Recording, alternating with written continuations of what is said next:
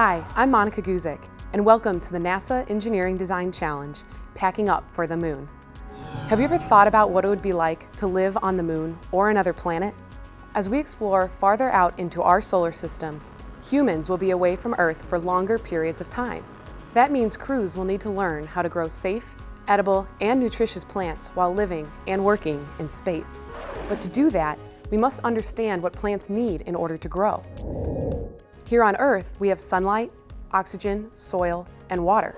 However, on the moon or another planet, none of those may exist. So how do humans living on the moon, say for 3 months, grow plants if there's no sunlight, oxygen, soil, or water? Here's NASA engineer Dr. Quinn-Yao Nguyen to tell us more about this challenge and how you can help. Hi, I'm Quinn-Yao Nguyen, and I'm an engineer. I'm so glad that you've agreed to join NASA in helping us solve a very challenging problem. For humans to have enough food during long-distance space missions, we'll need to grow plants while living and working in space. However, this environment is very different from what we're used to here on Earth. That means we need to have a system that we can pack up and take to the moon or wherever we're traveling to and grow the food we need. NASA's been using its vegetable production system, known as VEGGIE, to study how edible plants such as lettuce, radishes, and basil grow in a microgravity environment on the International Space Station. Unlike Earth, this environment has very little gravity, and scientists want to understand how it might affect plant growth. Scientists think this system will eventually help us grow safe, fresh produce that can be used as a food source for crews while they explore beyond low Earth orbit.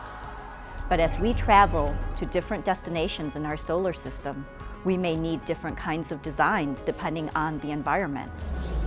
That's where you come in. Your team's challenge: design and build your own plant growth system.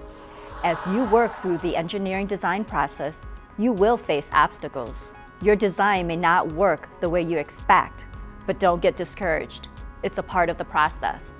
And most importantly, you'll be building the skills and knowledge to help solve challenging problems in space and on Earth. Thank you, Quinn-Yao. Now here's your assignment. NASA engineers have developed a plan for a lunar outpost. The station will be located near the lunar South Pole and will be occupied by 2 astronauts on a 3-month mission. Room on the lunar lander will be extremely limited. Therefore, all items must be designed to take up minimal space. Each of your teams must design and build your own plant growth chamber. Your model must not exceed a mass of 50 grams and a stowed volume of 1,000 cubic centimeters when on the rocket. Can be any shape when deployed. However, the volume of the deployed plant growth chamber cannot exceed 1 million cubic centimeters. May or may not be connected to the lunar habitat when deployed. However, it must provide a way for astronauts to have access to the chamber. And must use a system of expansion from its stowed shipment package on the rocket to its final deployed structure on the moon. Now it's your turn. Be creative.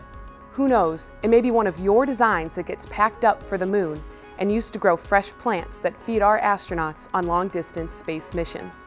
I can't wait to see the designs your teams create. Good luck.